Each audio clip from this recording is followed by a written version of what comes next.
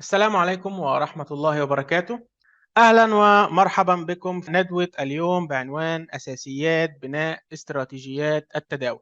زي ما وعدتكم في اللقاءات السابقة وزي ما كتير منكم طلب مني إن احنا نبعد شوية عن محاضرات التحليل الفني والتقنيات ونبدأ نتكلم عن فكرة التداول الفعلي اللي هي الأمور المكملة لعملية التداول. وعشان كده أنا حضرت مجموعة من المحاضرات النهاردة هتكون أول واحدة منهم، وهتكون سلسلة إن شاء الله خلال المحاضرات كمان اللي جاية. النهارده هتكون اول واحده فيهم وابسط واقصر واحده ان شاء الله، مش هطول عليكم زي كل مره. هنبتدي بالكلام عن انواع استراتيجيات التداول، ازاي ابني استراتيجيه تداول، ايه هي العناصر اللي المفروض اختبر بيها جدوى الاستراتيجيه بتاعتي.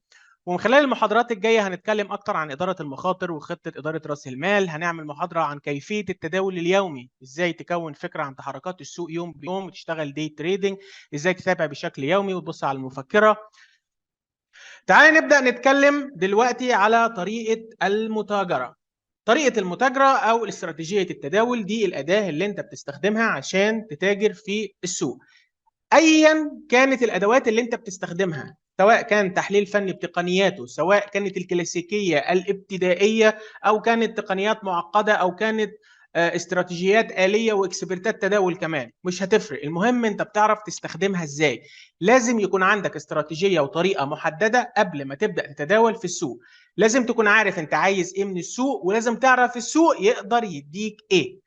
في مجموعة من الخطوات لازم تتبعها قبل ما تبتدي الاستراتيجية بتاعتك. أول نوع السوق، لازم تحدد السوق اللي أنت هتشتغل فيه، سواء كانت عملات ولا سلع ولا أسهم، وليه، وطبيعة تحركاته إزاي، وإيه أنسب الأوقات اللي تقدر تشتغل عليه فيها. نوع نظام التداول، هل هيبقى نظام ميكانيكال، هل بيعتمد على التحليل الفني، هل بيعتمد على التحليل الأساسي، هترتب بين الأدوات دي وبعضها إزاي هتعرف تتعامل معاها. نظامك هل هيكون فولي اوتوميتد يعني شغال باكسبرت او بمجموعه من المؤشرات، ولا هيبقى نظام مانيوال بتتفاعل مع السوق شمعه بشمعه وخطوه بخطوه وتبدا تنفذ بايدك، ولا نظام سيمي اوتوميشن، وهنعرف الفرق بينهم الثلاثه دلوقتي بالتفاصيل بالخصائص والمميزات والعيوب. النقطة اللي بعد كده الأدوات اللي أنت هتستخدمها، سواء كنت شغال في التحليل الأساسي ففي أدوات معينة لازم تعرفها في التحليل الأساسي، وأدوات معينة تعرفها في التحليل الفني، ودي هنعمل لها محاضرة مخصوص عشان تعرف تشتغل بيها في السوق. النقطة اللي بعد كده لازم يكون عندك خطة تداول. السلايد ده أنا بشرحه بسرعة عشان ده عبارة عن فهرس الكلام اللي احنا هنتكلم فيه بعد كده، يعني ده مش الشرح. كل ده هيتشرح يا استاذ احمد، يعني ايه ميكانيكال ويعني ايه اوتوميشن وسيمي اوتوميشن. انا بقول ان اللي انا بتكلم عنه دلوقتي ده عباره عن فهرس او مقدمه افتتاحيه، يعني لغايه ما بقيه الناس تحضر عشان نبتدي ان شاء الله في شرح الماده التعليميه بالتفصيل. النقطة اللي بعد كده هي الاختبار. لازم تعمل تيست للاستراتيجية بتاعتك، في حاجة اسمها باك تيست وفي حاجة اسمها فورورد تيست، ولازم نطلع نتائج وتقيم النتائج دي وتعرف مميزات وعيوب الطريقة بتاعتك. وبناء على الارقام اللي هتطلع هتبدا تعمل النقطه الاخيره وهي التطوير. لازم استراتيجيتك تكون قابله للتطوير، لان السوق بتاعنا ميته بتتغير كل فتره واسلوبه بيتغير، المعايير الاقتصاديه والسياسيه بتتغير حوالينا، فطبيعه السوق نفسها محتاجه باستمرار انك تتغير وتتحرك معاه عشان تعرف تتداول عليه. ده باختصار اللي هنتكلم فيه في محاضرة النهاردة، ومحاضرات قادمة إن شاء الله، محاضرتين قادمتين هيتم الإعلان عنهم في نهاية المحاضرة. تعالوا نبتدي مع بعض نتكلم بالتفصيل على طريقة المتاجرة وبعض التعريفات المهمة، ونعرف إيه هي أنواع أنظمة التداول، الفرق بينهم، مميزاتهم وعيوبهم، ونتعرف أكتر على السوق من وجهة نظر طريقة التنفيذ بغض النظر عن الأدوات اللي أنت بتستخدمها. ايه المقصود باستراتيجيه التداول، او ايه النظام الموجود، او ايه هو نظام التداول او تريدنج ميثودولوجي او التريدنج سيستم. اول حاجه هي الاداه التنفيذيه الرئيسيه للمتاجر. الادوات هي اللي بتصنع الاستراتيجيه، الادوات مش هي الاداه اللي انت بتنفذ بيها. الموفينج افريج، الفيبوناتشي، الكلام من ده، كل ده عباره عن ادوات. من غير ما يكون عندك استراتيجيه تحدد لك هتستخدم الادوات دي ازاي وهتخش الصفقه ازاي بتوصيف كامل، يبقى انت كده ما عندكش استراتيجيه تعرف تتداول بيها. انت عندك شويه ادوات وبتجرب بيها حظك في السوق، وده مش صح. بالظبط زي واحد بيعرف يلعب كوره بس نازل يلعب الماتش من غير ما يكون عنده خطه، ومين هيقف دفاع ومين اللي هيبقى هجوم، وطريقه والجمله الهجوميه بتاعتنا هتترسم ازاي والجمله الدفاعيه. كلنا بنعرف نلعب، كلنا عندنا مهارات فرديه، بس من غير ما يكون عندنا خطه مش هتعرف تكسب الماتش. ده اللي انت بتعمله مع السوق بالظبط. مهما كان عدد الادوات والاستراتيجيات والانظمه والمؤشرات اللي انت شغال بيها، لو ما عندكش خطه محكمه باستراتيجيه مقفوله تجاوب لك على كل سؤال او يكون عندك رد على كل سؤال، انت مش هتعرف تتداول في السوق. شغلك هيكون عشوائي نوعا ما. استراتيجية التداول وسيلة وليست غاية، هي مجرد أداة، هي مجرد وسيلة. هدفك من التعامل مع السوق مش إنك يكون عندك استراتيجية التداول الواو السوبر التي لا تخسر. مفيش استراتيجية ما بتخسرش. والمفاجأة اللي هنعرفها إن شاء الله في المحاضرات اللي جاية بالتفصيل وبالأرقام، إن مفيش استراتيجية تداول من اللي بنسمع عنهم اليومين دول نسبة نجاح 99.9 و89.5 و95.5. الكلام ده بيحصل في الانتخابات بس. في الماركت عندنا متوسط النجاح الصفقات بيتراوح من 55 ل 65%. مفيش حد عنده قدره انه يعرف افري زيج اند زاك في الماركت. مفيش حد بيعرف يصطاد كل القمم ويبيع منها وكل القاعان ويشتري منها. ده مش موجود. الموجود في السوق انك بتتحرك معاه وعندك طريقه معينه لقراءه الحركه واستنباط الاشارات، وبعد كده تفعيل الاشاره والدخول عليها. فعشان كده هدفك انك تعمل وسيله صح، مقتنع بيها، عارف الادوات اللي فيها بيتم استخدامها ازاي. مش هدفك انك تعمل استراتيجيه تداول. في ناس بتضيع عمرها ورا المؤشرات ورا البرمجه وتعمل استراتيجيات ويقعد يتست ولا بيتريد ولا بيعمل حاجه، لانه عمره ما هيقدر يوصل للاستراتيجيه اللي نسبه نجاحها 100% او حتى تقترب من الرقم ده. استراتيجيه التداول بتاعتك لازم تخدم خطه المتاجره. انت عايز ايه من السوق؟ هدفك تخسر كام قبل ما تحدد هدف انك تكسب كام. شوف المخاطره، التداول مخاطره، وعلى قدر المخاطر تاتي الارباح. لازم تحدد مخاطرتك الاول، لان بناء عليها تقدر تحسب اهدافك من الصفقه ومكاسبك منها. ولازم تحدد السوق اللي انت فاهمه وازاي هتتابعه وازاي هتدخل عليه. كل ده لازم يكون عندك ليك خطة قبل ما تبتدي في عملية التداول. فعشان كده الاستراتيجية بتاعتك لازم تخدم الخطة بتاعتك، وهنتعرف على الكلام ده كله بالتفصيل وازاي نربطهم ببعض. استراتيجية التداول لازم تكون محددة وواضحة ومبنية على أساس علمي سليم. يعني لازم تكون فاهم الأدوات اللي أنت بتستخدمها. ما تشوفش مؤشر على اليوتيوب لقيت حد لما المؤشر بيدي سهم لفوق تشتري وسهم تحت البيع. طب على أي أساس المؤشر اشتغل؟ لازم تكون فاهم هو مبني إزاي. لازم تكون النقطة واضحة. لازم يكون في شروط معينة للشراء وشروط معينة للبيع وشروط معينة لوضع أوامر وقف الخسارة وشروط معينة لأوامر جني الأرباح. امتى هتدخل، امتى هتخرج، وتوقيت الصفقه. كل ده لازم تكون استراتيجيتك واضحه وبترد لك على الاسئله دي. لا تتداول بعشوائيه. اخر نقطه، فعاله وبسيطه وقابله للتطور. ودي نقطه مهمه. فعاله يعني في منها عائد، لما عملت لها تيست لقيت منها نتيجه. بسيطه لان السوق معقد بما فيه الكفايه. السوق عندنا غتت رزل في مشاكل كتير، محتاج استراتيجيه تكون بسيطه. في استراتيجيات التداول من تعقيدها بيبقى محتاجه PDF عشان تفتكر الخطوات بتاعتها عامله ازاي. ما تصعبش الامور على نفسك، خليها بالادوات اللي انت فاهمها. ادمج الادوات ببعض باللي يساعدوا بيه بعض. خلي استراتيجيتك بسيطه، واهم من ده كله قابليه للتطوير، عشان لما السوق يغير طريقه تحركاته ما يبقاش الاستراتيجيه بتاعتك جافه وصلبه ما بتتحركش فتديك اشارات غلط. لا، يكون فيها قدر من المرونه، فيها عوامل معينه بتبدا تغيرها عشان تمشي مع طريقه السوق بتاعك. تعالوا نبتدي مع بعض ندخل في طريقة المتاجرة وأنواعها. نبدأ بأول نوع من أنواع طرق المتاجرة. دي طريقة اسمها التداول اليدوي. إيه هو التداول اليدوي؟ يعني تفتح الشارت وتنفذ بإيدك بناء على مجموعة من الأدوات اللي بتحطها على الميتا تريدر أو تريدنج فيو مثلا، اللي هي منصات التداول، وتبدأ تنفذ بإيدك على طول. يعني طول ما انت صاحي وفاتح الجهاز والانترنت واصل، انت شغال ما عندكش اي مشكله، بتبدا تنفذ بايدك مع كل تغير من تغيرات السوق بتاعك. عشان كده بنسميه التداول اليدوي. النوع الثاني اسمه التداول الاوتوماتيكي، اللي هو بيشتغل باكسبرتات التداول والبرمجه. فبتبرمج زي مجموعه من المؤشرات تعمل بيها اكسبرت. الاكسبرت هو اللي بيقرا الاستراتيجيه وبينفذ حتى لو انت قافل الجهاز بتاعك. بترفعه على سيرفر وهو ايه بيسموه حتى في بعض الاحيان ماني ماشين. هو بيقعد ينفذ لوحده.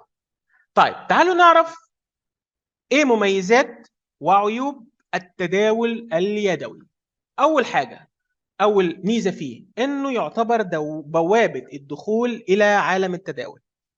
يعني ايه بقى بوابه الدخول الى عالم التداول دي؟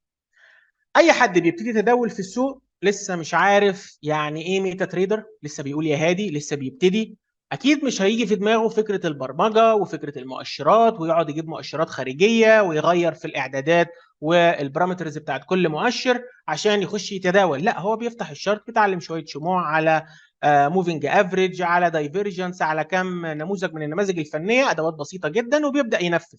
فعشان كده دي بتبقى اول حاجه، ودي تعتبر ميزه لانك بتتعرف بطريقه او باستراتيجيه التداول اللي انت بتعملها على السوق. فبتبقى دايما اول طريقه انت استخدمتها ده بتبقى بتحدد شخصيتك بعد كده كمتداول. بتديك جوده تداولات اعلى لما تتمكن منها وتفهمها. انت بيكون عندك قدر كبير من المرونه للتعامل مع السوق، فالتداولات بتاعتك بتكون اكبر. ودي الفكره المستنبطه من موضوع البرايس اكشن. ليه؟ لأن عندك فهم أعمق للسوق، بتتابع المفكرة الاقتصادية وبتشوف إيه المؤشرات اللي هتنزل على الدولار وإيه المؤشرات اللي هتنزل على اليورو، بتدور في شوية أخبار على التأثير إذا كان سلبي ولا إيجابي على زوج العملات اللي أنت شغال عليه، وبالتبعية على الذهب مثلا أو على الأسهم. بتبدأ بعد كده تاخد الخطوة اللي بعد كده بتحدد مستويات رئيسية، وبعد كده بتحدد النقطة اللي هتدخل عندها، تحدد وقف الخسارة وجني الأرباح، وبتخش السوق ضرب لك ستوب أو جنى لك تارجت. بتبدأ مع كل صفقة تفكر بنفس الطريقة وبنفس الأسلوب. ده بيخليك فاهم السوق وعارف تحركاته بشكل كبير. ودي ميزة التداول اليدوي، إنك كل يوم بتغير من أسلوبك وبتغير ميتك مع مية السوق. زي ما بنقول السوق بيتغير بناء على وضع اقتصادي او سياسي معين، فانت بتمشي وراه. كنا زمان بنقول جمله كده عاميه بيقول لك ان السوق ده عايز زفه ويمشي وراها. انت بقى دورك في المتداول اليدوي ده انك تعرف الزفه النهارده عند مين. الزفه عند الفيدرالي ولا عند الاحتياطي، عند الاتحاد الاسترالي ولا عند بنك انجلترا ولا المركزي الاوروبي؟ مين اللي هيبدا يطبل وهيسحب السوق وراه عشان اسحب وراه وامشي معاه؟ دي اللعبه اللي انت بتعملها المفروض. فالتداول اليدوي او التداول المستمر او الديناميكي بيخليك دايما تدور ورا اللي بيحصل في الاسواق وتغير من طريقه تعاملك معاه باستمرار. فده اللي بيدي جوده تداولات اعلى وبيفهمك السوق اكتر. عشان كده بنقول ان من مميزات التداول اليدوي سرعه التكيف مع تغيرات السوق.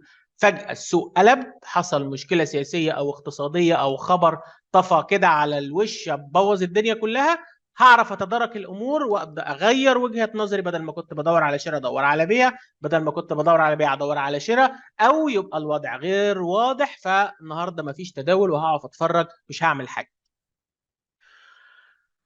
العيوب دي كانت مميزات جميله ورائعه، يلا كلنا نتداول يدويا. طب في شويه عيوب لازم تحطها في اعتبارك وانت شغال بايدك. اول حاجه التاثيرات النفسيه والتدخلات العاطفيه. فكرة انك بتتداول كل يوم بطريقة جديدة، فكرة ان السوق بيتغير قصاد عينيك، الصفقة اشتغلت، حصل حاجة عكرت مية السوق، فبتبدأ الحالة النفسية تتدخل. طب افتح واعكس الصفقة، طب اعمل هيدج، طب افتح عقدين كمان، طب اقفل عقد واسيب عقد. تبدأ بقى الكلام ده كله يبوظ لك الخطة بتاعتك ويبوظ لك التداولات بتاعتك، وتلاقي نفسك بتخسر في الاتجاهين. تدخلات عاطفيه طبعا، لانك بتبقى عايز لو خسرت صفقه بتبقى عايز تنتقم، ولما بتكسب صفقه وانت داخلها بعقد صغير بتقول يا ريتني كنت دخلت بعقد كبير عشان كنت حققت نتائج اكبر. بطء التنفيذ واتخاذ القرارات، وده عيب مهم جدا. بل ما تقرا وتفهم، وبعد ما تشوف الشمعه اتحركت انت محتاج تعرف هي اتحركت ليه. ما انت مش كل ما تشوف زفه هتمشي وراها، لازم تعرف الزفه دي بتاعت مين. فهتدور في شويه اخبار تفهم التاثير عامل ازاي. ساعات بيجي المؤشر ايجابي والتاثير بتاعه بيبقى سلبي. طب جه سلبي ليه؟ اتاري ان البيانات كان ليها قراءه مراجعه، فهتخش في حوارات كتير. فعقبال ما تاخد القرار بيكون عدى عليك الدنيا شويه، بتكون الزفه سبقتك كده فبتضطر تاخد تاكسي وتجري وراها. صعوبه المتابعه، طب انت هتتابع اليورو ولا الاسترليني ولا الين ولا الذهب، وهتبجي ورا انهي زفه فيهم؟ ما احنا عايزين الاول نحدد احنا هنشتغل مع ايه. فصعوبة المتابعة في التداولات اليدوية بتخليك تركز قوي في زوج أو اتنين في سلعة مع سهم، بتعمل توليفة كده بورتفوليو صغيرة فيها 3 أو 4 حاجات بالكتير هم بس اللي أنت بتتابعهم. طب انت محتاج اكتر فبتضيع على نفسك فرص تانية. يعني حد من صحابك بيكلمك يقول لك انا خدت امبارح صفقة على الاسترالي روعة، انا ما شفتهاش اصلا، لان انا غرقان النهارده طول اليوم مع الدولار ين والكندي مثلا، فما بصيتش على الاسترالي اصلا لان كان عليه اخبار، فما ركزتش معاه. عيب التداولات اليدويه عشان تلم معلومات اكتر وتحلل اكتر وتفهم اكتر، معناها انك هتركز اكتر على حاجات معينه. قابلية ضعيفة للاختبار. الاستراتيجيات اليدوية بالطريقة اللي أنا اتكلمت بيها عنها دلوقتي صعب إنك تختبرها. افترض مثلا إنك عايز تعمل لها تيست، فقررت تعمل لها باك تيست، فقمت راجع على البيانات اللي ورا وحبيت تبدأ تتستها أو تاخد صفقات عشوائية على فايل إكسل مثلا. طب عملت 10 15 صفقة، لو عدت التيست ده تاني هتطلع نتيجة مختلفة تماما. ليه؟ لأن كل مرة قريتها بطريقة، كل مرة عينك شافت الشموع وشافت الاسعار بشكل مختلف، فوجهة نظرك اتغيرت. النقطة الثانية ان الباك تيست هيلغي تماما فكرة التحليل الاساسي ووقت الاخبار من مش وقت الاخبار، وكان هنا في خبر ولا لا. كل ده مش هيبقى موجود معاك، مفيش حتى مفكرة اقتصادية ولا اي حاجة، انت بتلعب في الوقت القديم. طيب تعالوا نجرب نعمل تيست فورورد. اللي هو الفورورد تيست ده بيتعمل على الحساب الديمو، انك تفتح حساب ديمو تحط فيه مثلا $1000 وتشتغل عليه لمدة شهر وتشوف طريقتك في التداول دي. طبعا الطريقة بتاعتك مكتوبة وواضحة بشوية نقط معينة انت محددها وكاتب ارقام ونسب عشان ايه ما تتوهش من نفسك بعد كده. وبدأت تتداول، طلعت نتيجة. لو انت عملت باك تيست او اشتغلت شهر تاني ممكن تطلع بنتيجة مختلفة تماما. طلعت نسبة النجاح بتاعتك 65%، لما اشتغلت الشهر التاني طلعت 35. طب ليه؟ لأن برضو الظروف بتاعت السوق لما اتغيرت، اسلوبك انت النفسي في التعامل مع السوق كان يعني متغير بشكل كبير، فادت نتائج مختلفه. كنت نايم في اليوم ده، ما في يوم ما فتحتش الشارت، النت كان قاطع او النور كان قاطع فما دخلتش في الصفقات دي، في حين ان في الباك تيست الشارت كله قدامك فبتخش كل الصفقات في كل الاوقات. تمام. فبين عيوبها انك صعب انك تختبرها، بتاخد اشارات بس معينه بتتاكد انها تمام وبعد كده بتبدا تشتغل. ده الفرق بين مميزات وعيوب التداول اليدوي. طيب ده هو النظام. في غيره؟ في غيره حاجه اسمها التداول الآلي. بتبدأ تتعرف انت اكتر على السوق، بتعرف ان في حاجه اسمها اكسبرتات تداول، بتعرف ان في حاجه اسمها لغه برمجه زي MQ4 وMQ5 والسي شارب اللي بيتبرمج بيها المؤشرات اللي بتشتغل على السي تريدر مثلا. بتبدأ تعرف مؤشرات اكتر، بتبدأ تدمج بين المؤشرات وبعضها، تبدأ تفهم اكتر في موضوع المؤشرات لدرجة انك بتبدأ تغير في اعدادات المؤشر نفسه، لانك بتبقى فاهم كل اعداد منهم بيقرا ايه وبيشتغل ازاي. طيب فبتبدأ تفكر في حاجة اسمها التداول الآلي. تبرمج اكسبرت، ترفعه على برنامج الميتا تريدر، تدوس بلاي وتقول له يلا يا عم اشتغل، طلع لي صفقات. طيب مميزات الموضوع ده، اول حاجه تقليل التاثيرات النفسيه والتدخلات. مفيش نفسيه بقى دلوقتي، انت بتدوس بلاي وبتقفل الكلام ده كله وترفع الميتا تريدر بتاعك بالمؤشرات بتاعته بالاكسبرتس اللي شغال عليه، وترفعهم على سيرفر مثلا وتسيبه بقى شغال. فمفيش اي تدخلات عاطفيه، ما بيشوفش اي حاجه غير السوق. الاشاره اتكونت بالكريتيريا او بالمواصفات اللي انت حاططها له، هيبدا ينفذ ويشتغل معاك زي الفل، مفيش اي مشكله. حصل مشكله هيقف او هيعطل، وانت تبص مرتين ثلاثه خلال اليوم كله، دقيقه تبص تشوف الدنيا عامله ايه وتقفل الجهاز وتسيبه شغال، فما فيش تدخلات. القابليه للاختبار على البيانات التاريخيه وقابليه عظيمه. انت ممكن تتست سنه كامله في نص ساعه، تجيب بيانات 2022 كلها وتدوس بلاي وتقول له طب طبق الاستراتيجيه على سنه كامله. تقدر تحدد نسبه النجاح بتاعتك في السنه وفي الشهر وفي اليوم وعدد الصفقات وتوقيتها، ويديك احصاءات مفيش بعد كده. ونسبه تقدر تحدد نسبه النجاح وتشوف مشاكله فيه ايه وتطوره. ليه؟ هو ما عندوش نفسيه، بيخش بنفس الطريقه وبيقراها بنفس الاسلوب، لانه بيتعامل مع الشرطات على انها ارقام، والارقام ما بتكذبش. ففكره الاختبار دي فكره جباره وقويه، بتدي، هي اللي ادت قوه اصلا لموضوع التداول الآلي. السرعه والدقه في اتخاذ القرار. انت عقبال ما تجمع الخطوات بتاع دخول الصفقه ممكن تاخد وقت، ممكن يصل الى دقيقه، اللي هو رقم كبير لو انت بتتريد على فريمات صغيره مثلا. في الأنظمة التداول الآلي في جزء من الثانية بيكون خد القرار ونفذ الصفقة. ده مش كده وبس، السهوله والتنوع في متابعه اكتر من اداه. انت ممكن تتابع 28 زوج وثلاث سلع و10 اسهم او مؤشرات الاسهم كلها، وتحط عليهم المؤشر وتدوس بلاي، هتمسح السوق كله وتاخد كل الفرص اللي فيه.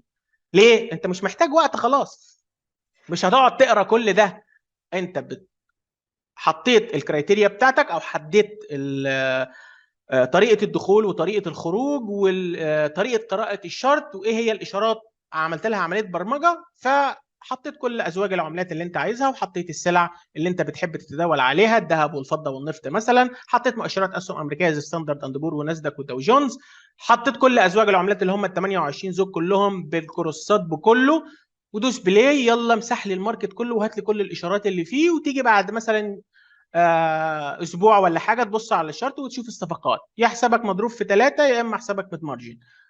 ده طبعا بعد ما تكون عملت تيست طبعا وفهمت السوق بتاعك بيتحرك ازاي. طيب، دي المميزات. الحياه شكلها جميل، ويلا كلنا نعمل مؤشرات ونعمل اكسبرتات ونشتغل بيها في السوق.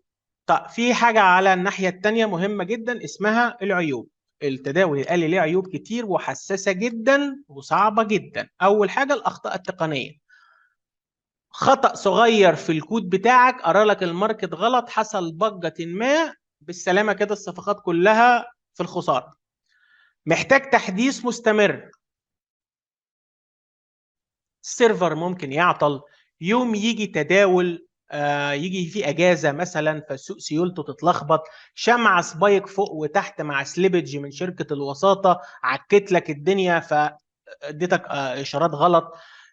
تغيير في رفع عمليه، تغيير في اوقات تداول، تغيير ساعه التداول نفسها، ما انت كل ده بتبقى حاجات عامل حسابك في البرمجه بتاعتك. فمحتاج لازم كل فتره تبص وتراقب وتتاكد وتست الصفقات بتاعتك، وتتاكد ان الصفقات دخلت صح. انا شفت انظمه تداول كان اللي بيعملها بينقي صفقات معينه ويطبق الشروط اللي برمج عليها المؤشر عشان يتاكد ان الصفقه دخلت صح، ما دخلتش بدري ولا دخلت متاخر، عشان يتاكد ان الاكسبرت بتاعه شغال بالطريقه الصح، وكل شويه يعدل عليه ويبرمجه. النقطة اللي بعد كده، البرمجة نفسها مخاطر وتكلفة. مخاطر ليه؟ لازم تدور على شخص أمين ياخد الأفكار بتاعتك كلها، ده لو افترضنا إنك ما تعرفش برمجة، وده أغلب المتاجرين ما بيبقاش عارفين في سكة البرمجة أو فاهمين إزاي يتعاملوا بيها، بس عنده الفكرة وعايز حد يبرمجها له، فيقعد مع مبرمج يديله الفكرة كلها ويدفع له فلوس، أكيد مش هيعملها لك لله وللوطن، ويبرمجها ويديها لك. فيها مخاطر، ما ممكن ياخد الفكره بتاعتك اللي انت تعبان فيها، انت ممكن تقعد شهرين ثلاثه اربعه تركب الفكره لغايه ما تديها له جاهزه على طبق من ذهب.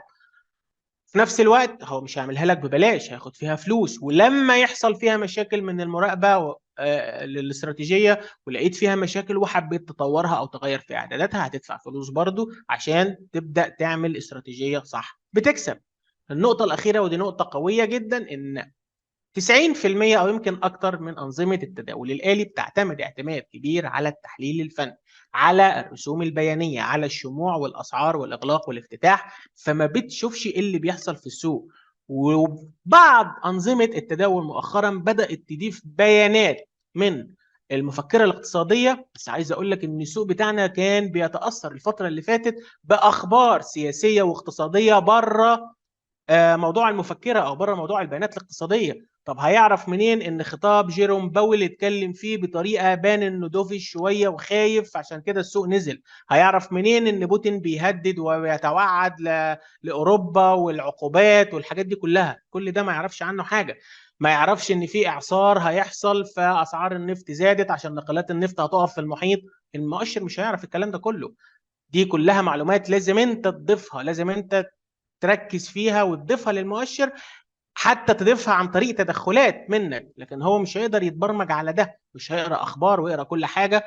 انت كده عايز بني ادم بعقل الكتروني عشان يقدر يوفق ما بين ده وما بين ده، فغصب عنك هتلاقي ان اغلب انظمه التداول الالي متجهه نحو الاعتماد الكامل على التحليل الفني، فهيغفل جانب كبير من تحركات السوق اللي بتتاثر باللي بيحصل في التحليل الاساسي. طيب، اتعرفنا على التداول اليدوي بايدي بدماغي وعرفنا مميزاته وعيوبه. اتعرفنا على التداول الآلي الاكسبرتات والروبوت والبوتات، وعرفنا مميزاتها وعيوبها. طيب كده ده ليه مميزاته وعيوبه وده ليه مميزاته وعيوبه. طب انا عايز اعمل دمج بين النظامين، بين النظام التداول الآلي وبين التداول اليدوي. عايز اخلق حاجه بين البنين عشان احاول اقلل العيوب بقدر الامكان وازود المميزات بقدر الامكان. هل ممكن اعمل كده؟ ممكن تعمل كده في حاجه اسمها الانظمه التداول شبه الآليه او السيمي اوتوميتد تريدنج سيستم، ودي يعتبر من افضل انظمه التداول. ايه هو السيمي اوتوميتد؟ السيمي اوتوميتد بمنتهى البساطه هو اكسبرت تداول في المؤشرات وفي الفكره وفي كل حاجه، بس ما بينفذش. يعني ما بيعملش اوتو تريدنج، هو بيحلل ويظبط لك كل حاجه وفي الاخر يديك الاشاره على هيئه سهم، مكان معين تشتري منه ويقول لك هتشتري منين، ومكان وقف الخساره ومكان جني الارباح، ويعمل لك العلامات اللي انت محتاجها. بس لغايه هنا ودوره يخلص. طب امال دوري انا ايه؟ هتاخد الاشاره على انها توصيه جايه لك من اكسبرت تداول انت باني كل كلمه فيه، وعارف الاشاره هوديها لك بناء على ايه، فوفر عليك وقت كتير قوي من التحليل. النقطة كمان انك مش محتاج انك تمسح الماركت كله، هو هتشغل المؤشرات دي على السوق كله، ولما يجي اشارة هتعمل له انت سطر كود زيادة. لما تظهر اشارة على زوج معين قول لي الزوج ده عليه اشارة، تفتح الشرط بتاعها هتلاقي الاشارة اتكونت، فسهل عليك عملية التحليل واداك اشارة. امال انت دورك ايه؟ الفلترة. الاشاره اللي هو اداها لك دي هتبدا انت تحدد اذا كنت انت في وقت فعلا الاشاره دي صح وهكمل معاها ولا لا، بناء على ايه؟ او بناء على فهمك ومعرفتك باللي بيحصل في السوق. فهندمج شويه بين المميزات وندمج بين العيوب، وهيتولد مجموعه من المميزات والعيوب الجديده لانظمه التداول شبه الاليه، اللي السوق بيديك فيها اشارات لا يتداولها آليا، وانت اللي بتنفذها بايدك بعد ما تعمل عمليه الفلتره. في ناس فعلا يا استاذ زياد بتوصل الكلام ده كله بالتليجرام ويديك نوتيفيكيشن، وفي ناس بتوصلها بالميتا تريدر نفسه اللي بيديك نفس الاشارات تقريبا لو انت عندك سيرفر. بس برضو بعيد على فكره بوت تليجرام، مش هو اللي بيدي التوصيات، مش هو اللي بيدي كل حاجه، انت اللي لازم تبرمج الاكسبرت وتبرمج الاشاره من الاول. هو مجرد اداه بتديك نوتيفيكيشن. تمام. طيب المميزات: تقليل التأثيرات النفسية. ليه؟ لأنك قادر تتداول أو مش قادر تحت تأثير خسارة أو ربح، كل ده مش مشكلة، هيتقلل بنسبة كبيرة لأن هو حلل لك السوق كله بنفس الدماغ. الكمبيوتر ما عندوش دماغ أصلا، هو بس بياخد شوية أرقام وبينفذها على طول، فقلل الكلام ده كله وبدأ يديك الإشارات بتاعتك. في قابليه للاختبار، هيديك اشارات فانت ممكن تاخد الاشارات دي وتعمل لها عمليه تنفيذ وتعمل لها تيستنج، فتعرف نسبه نجاحها قد ايه. اديتك نسبه نجاح كده في رينج ال 40 35 40% ممتازه، بشويه الفلاتر بتاعتك ممكن تزودها ل 50 او 55%، انت كده اوتيت خيرا كثيرا، ودي نسبه قويه جدا. الناس اللي متابعاني عارفه ان انا ما بتكلمش في موضوع التسعينات والسبعينات والكلام الفارغ ده. 65% او 60% كمان نسبه نجاح ممتازه بحاجه اسمها جوده صفقه او ار بنسبته عاليه. هنعمل محاضره كامله نتكلم عن النقطه دي بس لوحدها. كده انت معاك خير كتير من السوق بتاعك باستراتيجيه انت فاهمها، تقدر تتست وتشوف هتقدر تتعامل مع الاستراتيجيه بالطريقه دي ولا لا. السرعه والدقه في اتخاذ القرار، هيحللك الماركت كله ويديك توصيات، ومش توصيات من اي حد، ده منك انت شخصيا بطريقتك وبدماغك وباسلوبك اللي انت فاهمه وعارف الاشاره اللي ظهرت قدامك اتعملت صح ولا لا. سهوله طبعا وتنوع في المتابعه لانك هتطبقه على الماركت كله وهتخليه كانك بتقول له حلل السوق يا اكسبرت بدماغي، واول ما تظهر اشاره قول لي.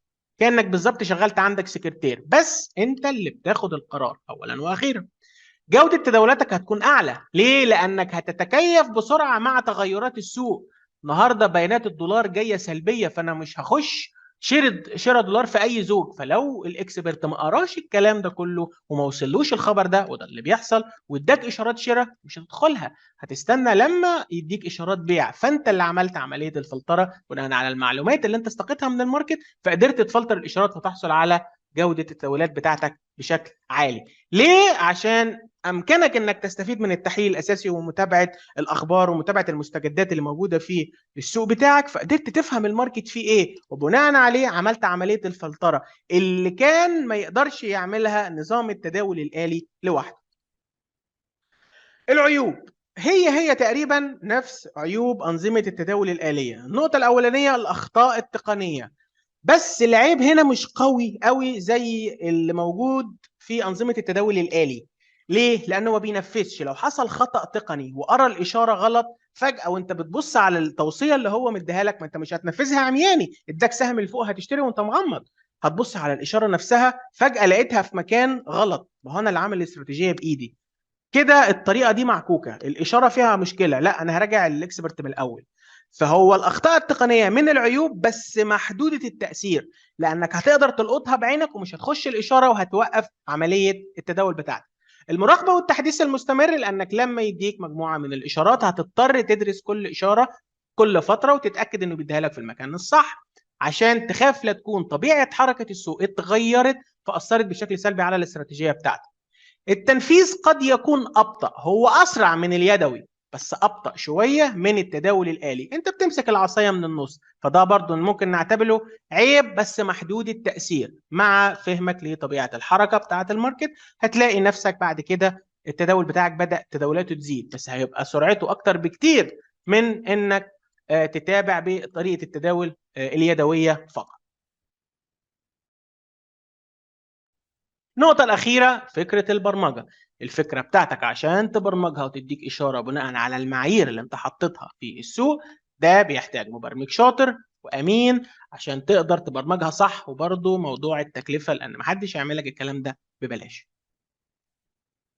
جميل. طيب، عشان أبني بقى استراتيجية تداول، سواء هشتغل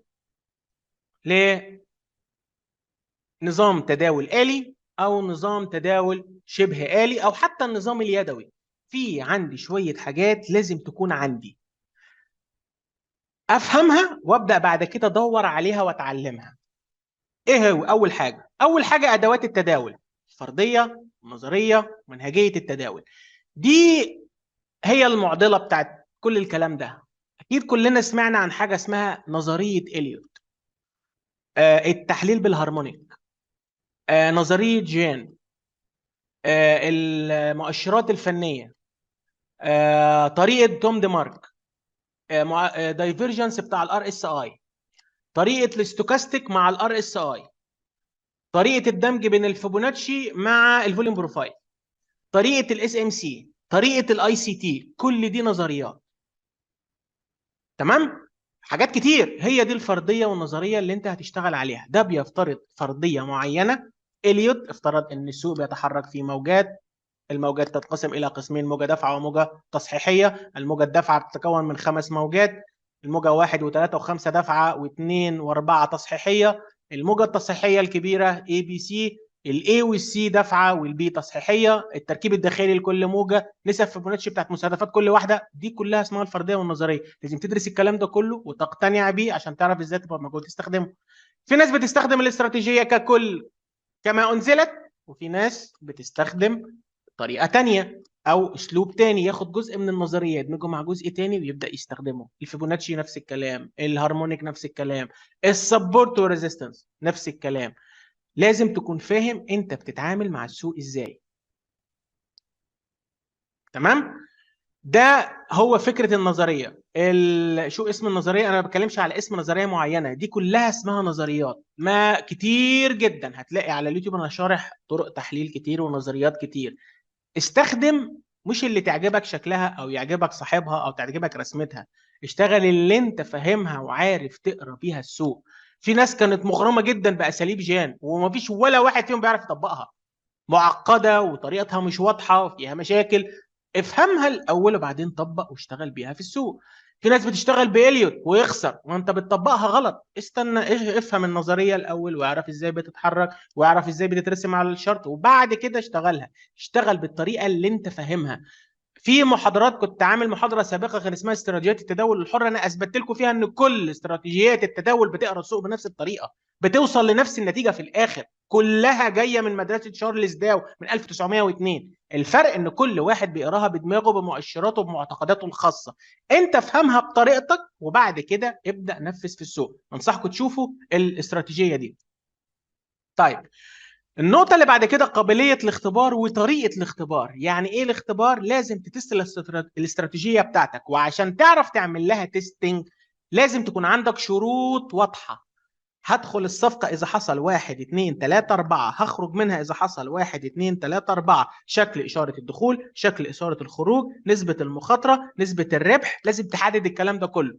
وبعد كده افتح الميتا تريدر، ارجع بالزمن لورا 3 او 4 اشهر، حط نفسك قدام الامر الواقع وابدا نفذ. صفقه في الثانيه في الثالثه في الرابعه في الخامسه، ورا بعض ورا بعض ورا بعض، اعمل لك 100 صفقه وحدد عدد الصفقات الكسبانه قد ايه، عدد الصفقات الخسرانه قد ايه، صفقه بتاخد قد ايه. هتشتغل الكلام ده على اليورو، اعمله تاني على الباوند، اعمله على الاسترليني، اعمله على الكندي، اعمله على كذا زوج من ازواج العملات. هتفهم الاستراتيجيه بتاعتك شغاله ولا لا. ده اسمه الباك تيست. طب هل الباك تيست كفايه؟ لا، محتاج تعمل حاجه اسمها الفورورد تيست. طبعا الكلام ده لو انت بتتداول يدوي او بتتداول آلي او بتتداول شبه آلي، يعني سواء برمجت او ما برمجتش لازم تعمل عمليه التستنج. طيب، ده اسمه الباك تيست. الباك تيست يعني ايه؟ احنا النهارده في شهر 9، اجيب البيانات من اول السنه كده واسهر عليها يوم مع سيجاره وكوبايه شاي، اجيب الماركت كله في ساعه، اعرف في السوق حصل فيه ايه من اول السنه واطلع نسب وارقام. باك تيست مش كفايه، لازم اعمل حاجه اسمها الفورورد تيست. طب الفورورد تيست ده اعمله ازاي؟ اللي هو الجديد يعني. تفتح حساب ديمو ب 1000 دولار مثلا، ديمو. هتعمل ايه؟ تبدا تنفذ نفس الطريقه بنفس الاسلوب على اللي انت هتعمله في السوق. اللي انت عملته في الباك تيست هتعمله بقى في السوق الجديد. ليه؟ اصل الشموع وهي مرصوصه قدامك وانت قاعد بقى مخمخ وكوبايه الشاي جنبك والسيجاره وبتاع، فقاعد رايق. لا، تعالى بقى في نص اليوم والعيال بتزعق وفي حادثه وعربيتك مخبوطه ومسروق منك موبايل وعايز تحلل. ادي يوم طار، تاني يوم مديرك زعق لك، تالت يوم اتخانقت في البيت، رابع يوم راح تدفع مصاريف المدرسه للعيال. الحاجات دي بتاثر على التداول على فكره، يعني انا مش هخفيها عليكم، ده بيحصل في السوق كل يوم. وده اللي بيحصل في الماركت، وده اللي انت هتواجهه. طب هتواجه الكلام ده ازاي في السوق؟ ده ممكن تلاقيه غلس شويه لو انت بتشتغل على التداول اليدوي. لو انت بتشتغل في الشبه آلي يعني هيعكسك شويه. طيب، تيجي بقى في التداول الآلي. لا، التداول الآلي ما فيش فيه مشكله. بيانات سابقه فيها تريك بس صغير هقول لك عليه. البيانات التاريخيه السابقه دي بيانات موجوده في برامج معينه بتنزلها، تعمل لها داونلود. طبعا لو تبحرت في النقطه دي هتعرف توصل لها بسهوله. فنزلتها على الجهاز، دوست ران، البرنامج اشتغل، مفيش في اي مشكله.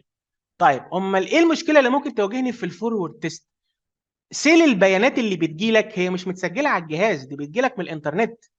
يعني لو خط النت اتعطل او حصل فيه تاخير او حصل فيه مشكله في البيانات، البيانات اللي هتيجي للاكسبرت بتاعك هتيجي غلط، فالصفقه هتتعك. فانت لازم تعمل الفورورد تيست زي ما عملت الباك تيست. ليه؟ عشان النتيجه تطلع واحده. تخيل نفسك عملت باك تيست الشهر فات، طلعت نسبه نجاح الصفقات بتاعتك 45%، نسبه مرضيه، جميل. طب اعمل فورورد تيست طلعت 21%. يبقى كده انا بعك. يبقى معنى كده ان الاستراتيجيه دي معمل لها حاجه اسمها اوفر فيتنج. يعني ايه اوفر فيتنج؟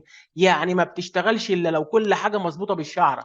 لا، ما تنفعش. يبقى انا محتاج اعمل تعديلات وازود نسب واعمل هامش للحركه، وانك ممكن تاخد الاشاره في غضون 5 6 نقط براس الماينس النقطه اللي انت واقف عندها. لازم تبدا تعمل بقى ايه؟ شويه مرونه في الحركه، لان الاسعار لما بتيجي متاخره او تيجي فيها مشكله او سليبج مثلا من الشركه وخلافه، ده ممكن يبوظ لك الاستراتيجيه اصلا. فانت لازم تعمل الباك تيست ولازم تعمل الفورورد تيست برضه عشان تقدر تمسك العصايه من النص وتعرف تستفيد بينهم وبين بعض. طيب، ايه اللي انا بقى بطلعه من خصائص الصفقه دي عشان اعمل التستنج؟ يعني ازاي احدد اذا كان عمليه التستنج بتاعتي اصلا مفيده وليها دور او ليها لازمه؟ اول حاجه مده الصفقه. من ضمن التستات اللي انا كنت بعملها اكتشفت ان انا لو الصفقه بتاعتي على اليورو قعدت مثلا اكتر من ساعه بتخسر. فانا ممكن احط عنصر في الاستراتيجيه بتاعتي ان الصفقه سقفها 50 دقيقه، اكتر من كده في احتماليه كبيره انها تخسر، فمش هكمل نزيف الخسائر وافضل مكمل بناء على الارقام بتاعتي. نسبه الربح للخساره، انا كسبت كام صفقه وخسرت كام صفقه، واكبر صفقه كسبتها كانت قد ايه، واكبر صفقه خسرتها قد ايه، ومتوسط الصفقات الكسبانه كام، ومتوسط الصفقات الخسرانه كام، عشان اقدر احدد هل الاستراتيجيه دي بتقرا السوق صح ولا لا.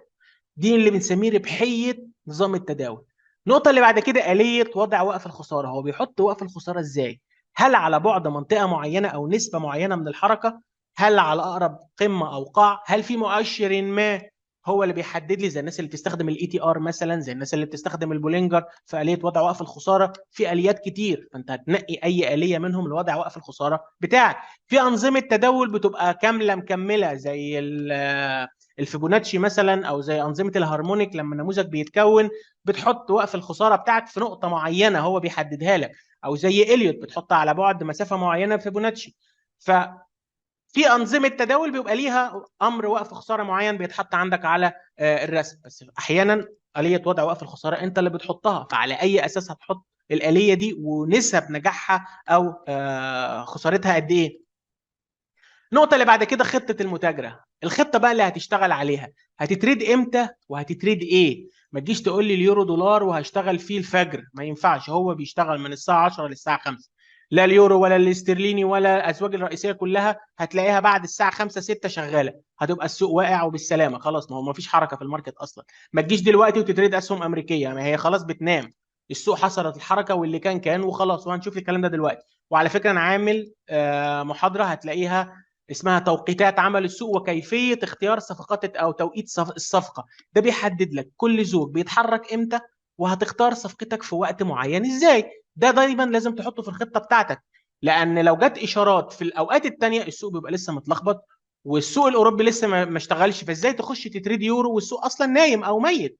فالاستراتيجيه بتاعتك مش منطقيه اصلا. فدي نقطه لازم تحطها في الاعتبار، فلازم يكون عندك خطه ازاي هتعرف تشتغل بيها. هل الكلام ده ينطبق على السكالبنج استاذ نبيل؟ طبعا ده هو ده اساس السكالبنج يا راجل، ده اتكلمنا في النقطه دي قبل كده كتير. السكالبنج مبني على وقت صفقه معينه في وقت سيوله معين بتخش فيه السوق، فده جزء من الخطه بتاعتك. نقطه معينه للدخول ونقطه معينه للخروج، واحتمالات كسر واحتمالات ارتداد دي برضو موجوده في وقت معين في السكالبنج. كل اللي بيحصل في فكره السكالبنج انك بتنزل بالاطار الزمني. انت لما بتبص على رسم بياني قدامك ما بتعرفش اذا كان ديلي ولا دقيقه الا لما بتشوف المؤشر بتاعه من فوق عامل ازاي. الشرطات كلها زي بعض، اللي بيفرق في حجم الصفقه نفسه وسرعه التنفيذ. الدقيقه كل دقيقه بتترسم شمعه، على الديلي كل يوم بتترسم او كل 24 ساعه بتترسم شمعه. فده ما بيفرقش مع نظام التداول، هو كده او كده عنده كريتيريا معينه او اوامر معينه هينفذها لما بتحصل على الشرط. لما يكسر مستوى بياخد صفقه بتارجت 15 نقطه وستوب 5 نقط، عديلي بيبقى التارجت 500 نقطه والوقف الخساره 150. بس بالنسبه له خطوط وبتتقاطع او شموع بتكسر وبتشتغل. فسواء بتشتغل سكالبنج على تايم فريم صغير، او بتشتغل دي تريدنج على الربع ساعه، او بتشتغل سوينج على الساعه، او بتشتغل لونج تيرم على الديلي والاسبوعي، طريقه مش هتفرق، العامل الزمني مش هيفرق. اللي هيفرق حجم الفلوس اللي معاك وقدرتك على تحمل المخاطر. تمام؟ واضحه الدنيا لغايه دلوقتي؟ اخر نقطه طبعا تحسين الاداء او الاوبتمايزيشن. لازم الارقام دي كلها تعمل لها تيستنج باستمرار وتاخد قرارات بناء عليها. يعني لما اعمل انا تيست على 15 زوج واكتشف ان كل الصفقات اللي على الكندي عندي خسرانه، يبقى اول حاجه اعملها ان انا ما اخشش على الكندي تاني. لما الاقي ان نسب نجاحي على الاسترليني اكتر، يبقى هركز ان الصفقات بتاعتي تكون على الاسترليني. اكتشفت ان كل التداولات اللي بدخلها بعد الساعه 8 بتخسر، يبقى مش هخلي الاكسبرت يشتغل بعد الساعه 8. ده اسمه الاوبتمايزيشن. ما انت لازم لما تعمل عمليه تيست تزود المعايير اللي انت طلعتها تستخدمها، فده اللي هيحسن معاك النتيجه. هتقلل العوامل اللي بتاثر في الخساره وهتزود العوامل اللي بتاثر في المكسب، فتوصل للي انت عايز توصله من الاستراتيجيه بتاعتك. هو ده اللي اسمه الاوبتمايزيشن. طيب نيجي بقى الى اخر واهم جزئيه، الاعتبارات الاساسيه عشان تبني نظام تداول آلي أو شبه آلي أو يدوي. وإن كان اليدوي يعني ما بنحطلوش معايير كتير لأنه عنده قدر كبير من المرونة شوية، فأنت ما بتأيدش نفسك، بس في نفس الوقت لازم تكون عندك خبرة في التعامل مع الماركت عشان ما تبقاش هوائي في التداول. لو انت راكز وبتعرف تسيطر على نفسك، ده هيريحك كتير في عمليه التداول، وهيخليك تعرف تطلع نتائج حلوه بالتداول اليدوي. كم المده الزمنيه اللازمه للدخول في تداول حقيقي؟ من وجهه نظري انا 300 صفقه. اعمل 300 صفقه، شوف هتعملهم في قد ايه. فعملتهم في يوم، عملتهم في ساعتين، عملتهم في 3 سنين، اعمل 300 صفقه ورا بعض. اول 100 طلع منهم نتائج، اعمل لها اوبتمايزيشن وخش في تاني 100، يعني طلع منهم نتائج وخش في اوبتمايزيشن واعمل تالت 100.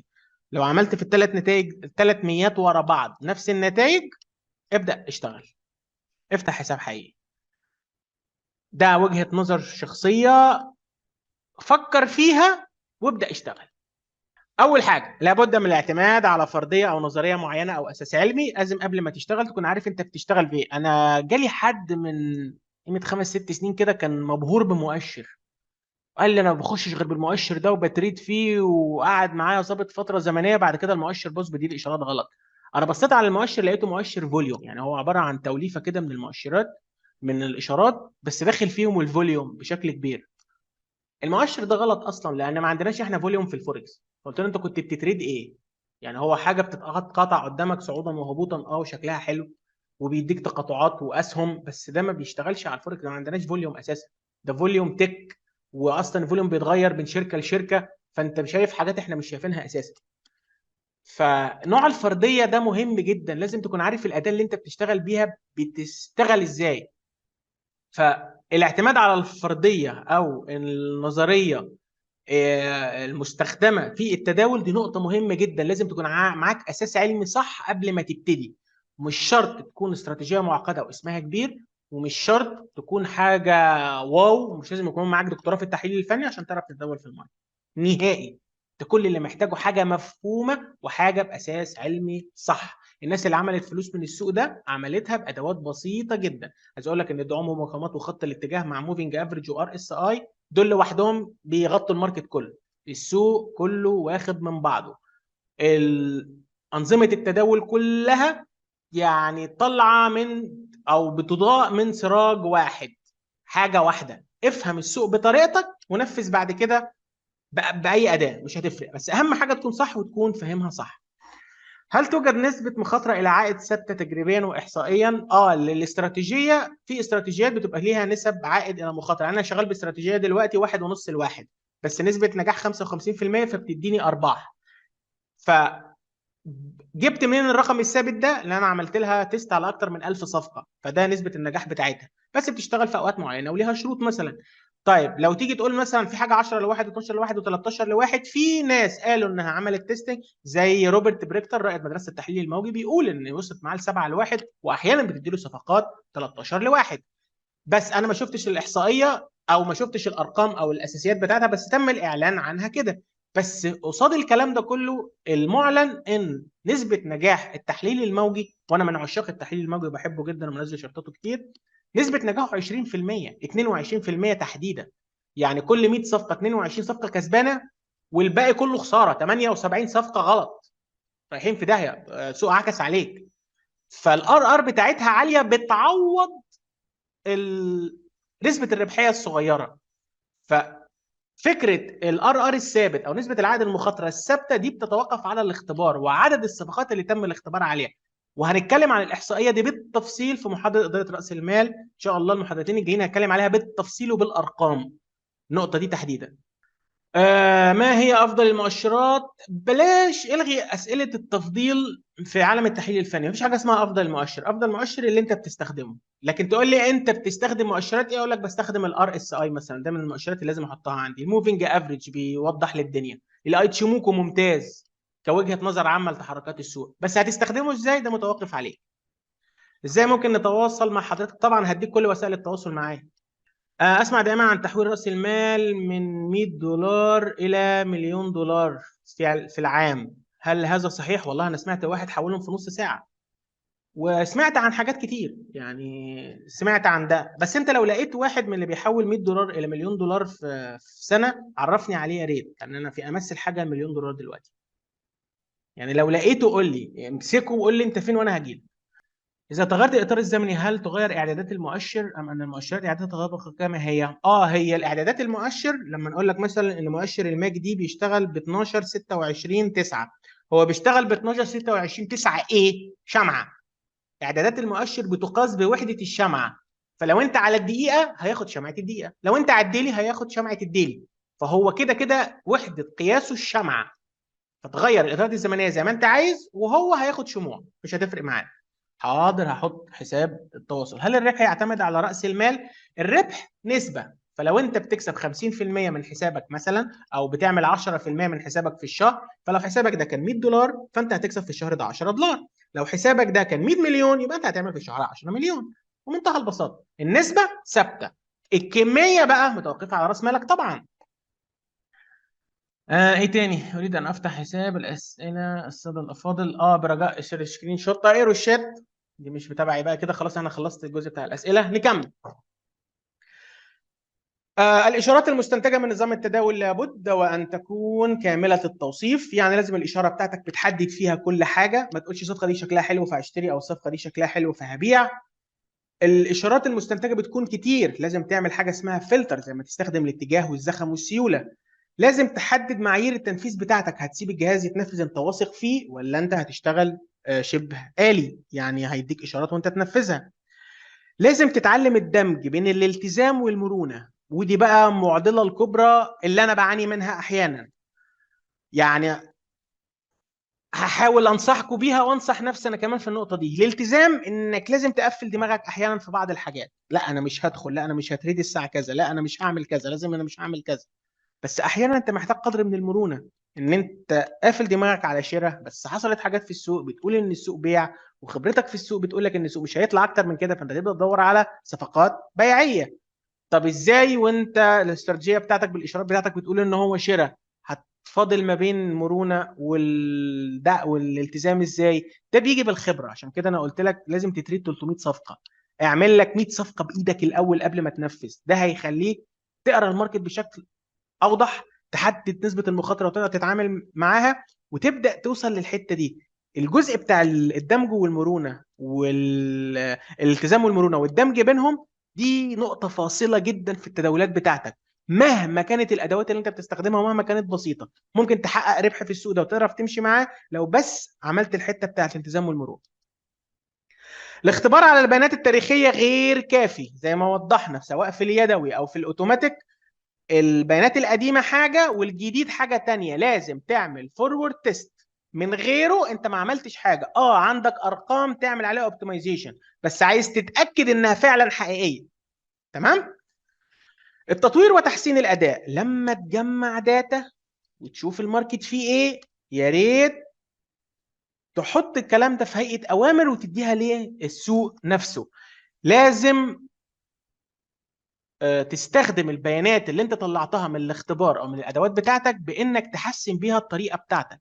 مفيش طريقه كامله بنسبه 100%، وافتكر دايما ان الطريقه بتاعتك مش هي الاساس اللي انت عايز توصل له، مش هي الغايه من عمليه التداول، لا دي اداه، ومهما كانت اداه قويه فهي اداه غير كامله. انت هدفك بالمتابعه المستمره انك توجد اماكن القصور دي وتعالجها باستمرار. السوق بتاعنا مرن، السوق بتاعنا بيتغير على طول، فانت كمان تتغير معاه، وفي نفس الوقت خليك ملتزم بطريقتك وبتفكيرك وبالخطه اللي انت رسمتها من عمليه التداول. ما بقولش ان التداول سهل ومتاح للكل، لا التداول صعب ومحتاج شغل. ما بقولش انه معقد، لان في ناس كتيره اشتغلت عليه وبيحتاج بس شويه التزام وشويه مجهود. هتقدر ان شاء الله توصل لانك تعمل استراتيجيه قويه، وان شاء الله تقدر تحقق منها ارباح. كده احنا وصلنا لنهايه الماده التعليميه بتاعت محاضره النهارده، مش هطول عليكم. ان شاء الله في المحاضرات اللي جايه هنتكلم بشكل تفصيلي عن الحاجات دي، هناخد امثله ونماذج وطريقه تداول يوم بيوم. في محاضرات سابقه انا اتكلمت فيها عن ادوات وانظمه تداول كتير، هتلاقوها موجوده على اليوتيوب، وهتلاقي شرطات وتوضيحات على انستجرام. وعلى فكره اول بوست على انستجرام، انا عامل بوست مثبت على انستجرام شارح فيه وجهة نظري في طبيعة كل زوج من أزواج العملات، وإزاي تختار تبدأ بأنهي زوج. لكن في ناس دايما بتسألني أختار أنهي زوج من أزواج العملات، ما أقول لهم كتير أبدأ بإيه. فأنا ردد على السؤال ده في أول بوست هتلاقيه موجود على انستجرام، وبرده اللي كان بيسألني إزاي يتواصل معايا. وأغلب التحليلات بتاعتي او كلها تقريبا موجوده على تويتر. حطيت لكم رابط تويتر، حطيت لكم رابط انستجرام، وحطيت لكم رابط اليوتيوب. سؤالي للجميع: هل استفدتم من محاضره اليوم؟ رغم انها كانت كلها رغي وما فيهاش شرطات، بس اتمنى تكونوا استفدتوا منها.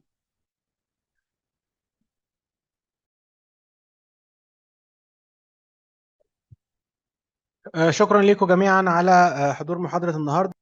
زي ما اتفقنا هبعت لكم كافة وسائل التواصل معايا وإيميل في المادة التعليمية والمحاضرات القادمة إن شاء الله. أتمنى تكونوا استفدتم من محاضرة النهاردة، والسلام عليكم ورحمة الله وبركاته.